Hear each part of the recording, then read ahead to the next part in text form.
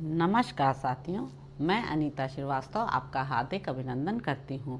महर्षि वेदव्यास द्वारा रचित महाभारत के 146वें अध्याय में आज का प्रसंग है विदुर के भेजे हुए खनक द्वारा लाक्षागृह में सुरंग का निर्माण। वैशंपायन जी कहते हैं, जन्मेजय, एक सुरंग खोदने वाला मनुष्य विदुर जी का हितैषी एवं विश्वास पात्र था। वह अपने काम में बड़ा चतुर था। एक दिन वह एकांत में पांडवों से मिला और इस प्रकार कहने लगा, मुझे विदुर जी ने भेजा है। मैं सुरंग खोदने के काम में बड़ा निपुण हूँ। मुझे आप पांडवों का प्रिय कार्य करना है, अतः आप लोग बताएं मैं आपकी क्या सेवा करूं। विदुर ने गुप्त रूप से मुझसे यह कहा है कि तुम वारणाव्रत में जाकर विश्वास पूर्वक पांडवों का हित संपादन करो, अतः आप आज्ञा कीजिए कि मैं क्या करूं।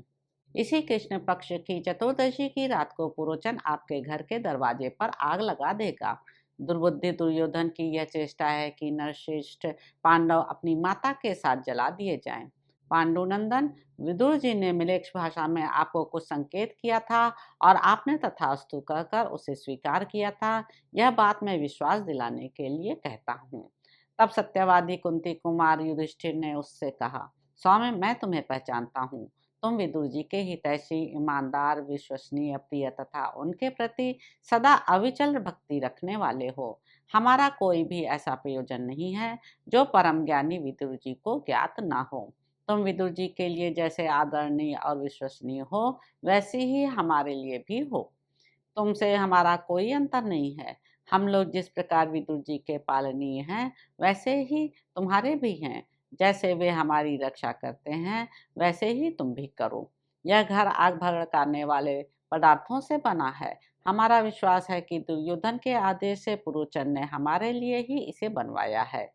पापी दुर्योधन के पास खजाना है और उसके पास बहुत से सहायक भी हैं, इसलिए वह दुर्बुद्धि पापात्मा सदा हमें सताया करता है।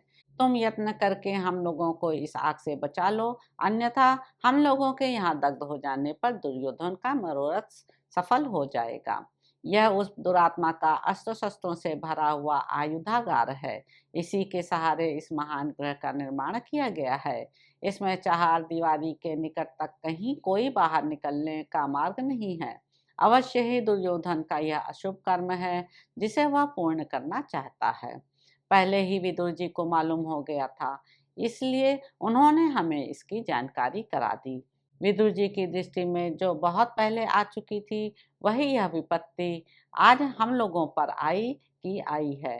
तुम हमें इस संकट से इस तरह मुक्त करो जिससे पुरोचन को हमारे विषय में कुछ भी पता ना चले।